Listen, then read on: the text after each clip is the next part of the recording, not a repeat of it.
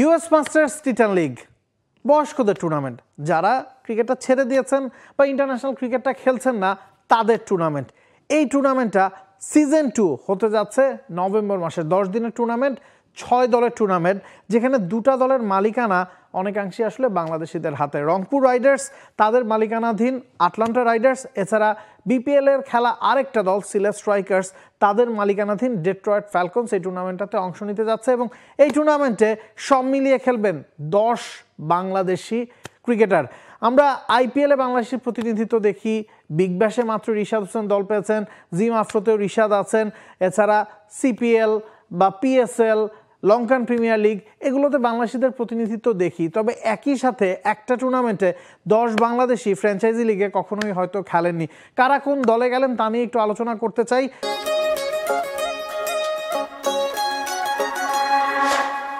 সবার আগে আটলান্টা রাইডার্সের দিকে চোখ ফেরাতে চাই। নুরুল হাসান সোহানকে তারা প্রি সাইনিং করিয়েছিল। প্রতিটা দলে 6 জন ক্রিকেটারকে আগে থেকে সাইন করানো যেত।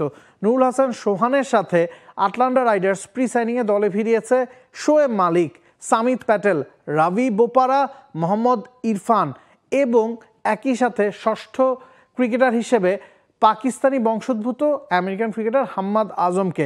এই 6 জনকে আগেই সাইন করিয়েছিল আটলান্টা রাইডার্স।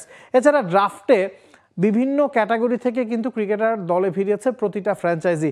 আটলান্টা রাইডার্সও বাংলাদেশি সোহান তো তাদের দলে আগে থেকেই ছিল, একই সাথে কামরুল ইসলাম রাব্বি এবং ইলিয়াস সানি যারা আগের মৌসুমে আটলান্টা রাইডার্সের হয়ে খেলেছেন, এই দুজনকে দলে ভিড়িয়েছে।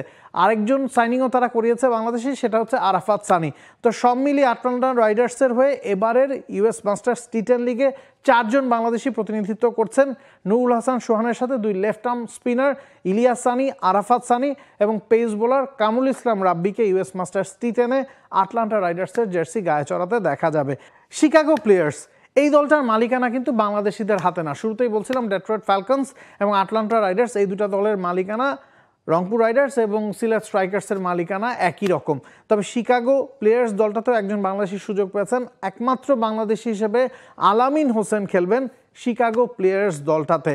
এরপরে আসি ডেট্রয়েট ফ্যালকনসের কথায়। এই দলটাতেই সব মিলিয়ে সবচেয়ে বেশি 5 জন ক্রিকেটার বাংলাদেশি যারা ইউএস মাস্টার্স টি10 লিগে খেলবেন। প্রি সাইনিংয়ে এই দলটাও কিন্তু আব্দুর রাজ্জাককে আগে থেকেই সাইন করিয়ে রেখেছিল। David Malan, Aaron Finch, Abdur Razzak, 2 Lankan Angelo Perera, Thisara পেরেরার সাথে ওয়েস্ট ইন্ডিয়ান রায়াদ এমরিত, এই 6 জনকে প্রি সাইনিংয়ে ডেট্রয়েট ফ্যালকনস আগে থেকেই দলে ভিড়িয়ে রেখেছিল।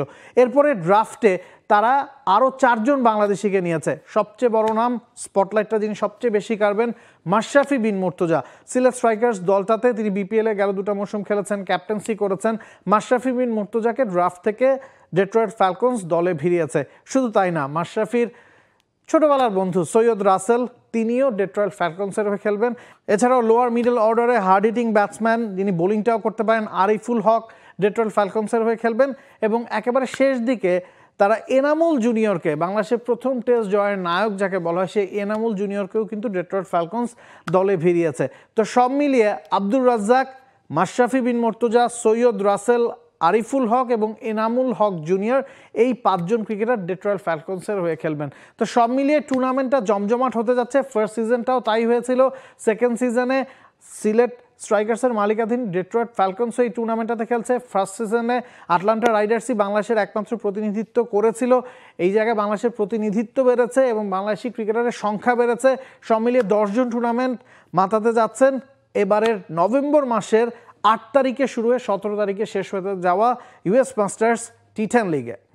For more updates, subscribe to our YouTube channel and click on the bell icon. Follow us on Facebook and Instagram.